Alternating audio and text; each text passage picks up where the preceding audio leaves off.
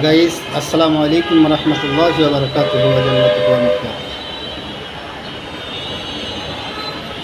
এখন আপনাদের সামনে কিছু গুরুত্বপূর্ণ কথা বলবো।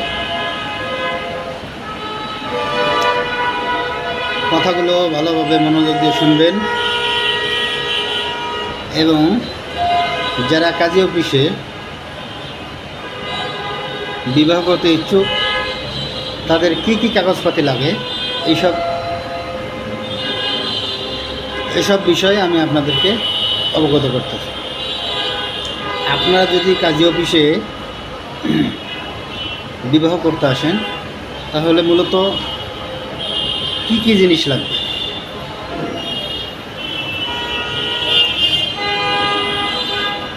এক নাম্বার যে জিনিস লাগবে সেটা হলো ছেলে এবং মেয়ে উভয়কে প্রাপ্তবয়স্ক হতে হবে। প্রাপ্তবয়স্ক হতে হলে তাদের কি কি ডকুমেন্টস লাগবে। প্রাপ্তবয়স্ক বলতে ছেলের হতে হবে 21 এবং মেয়ের হতে হবে 18।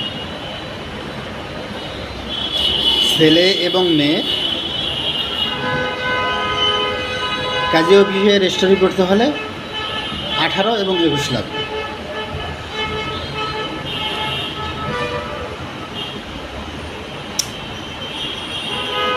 ছেলে মেয়ের 18 এবং 21 বয়স প্রমাণ করতে কি কি কাগজপত্র লাগবে।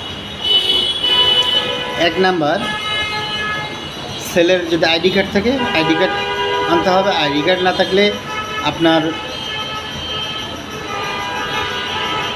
এডমিট কার্ড হলে হবে। এডমিট কার্ড না থাকলেই আপনার জন্ম নিবন্ধন থাকতে হবে। সেম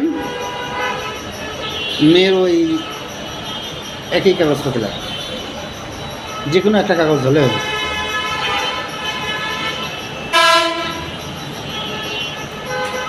দ্বিতীয়ত, দু পক্ষের সাক্ষী লাগবে। মেয়ে পক্ষের 2 জন, ছেলে পক্ষের 2 জন এবং উকিল বাবা 1 জন, মোট 5 জন সাক্ষী লাগবে যদি রেজিস্ট্রি করতে হয় কাজী অফিসে। আর যদি 5 জন সাক্ষী আপনারা না পারেন তাহলে কমপক্ষে 3 জন, কমপক্ষে 3 জন সাক্ষী লাগবে। ছেলে পক্ষের 1 জন, মেয়ে পক্ষের 1 জন, 1 জন উকিল লাগবে, মোট এই 3 জন। এই সাক্ষীগুলো থাকলে ইনশাআল্লাহ আপনারা কাজী অফিসে এসে সরকারি কাজের মাধ্যমে আপনারা বিবাহ রেজিস্ট্রি করতে পারবেন।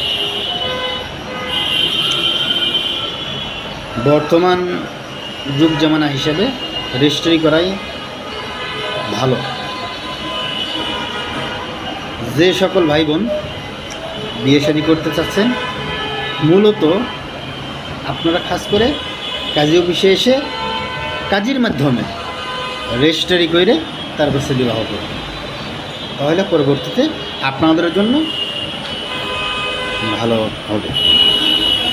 আসসালামু আলাইকুম ওয়া রাহমাতুল্লাহি ওয়া বারাকাতুহু ওয়া জান্নাতুহু ওয়া মাগফিরাতুহু। আরও কিছু বিষয় পরবর্তীতে আপনাদেরকে জানানো হবে। আসসালামু আলাইকুম ওয়া রাহমাতুল্লাহ।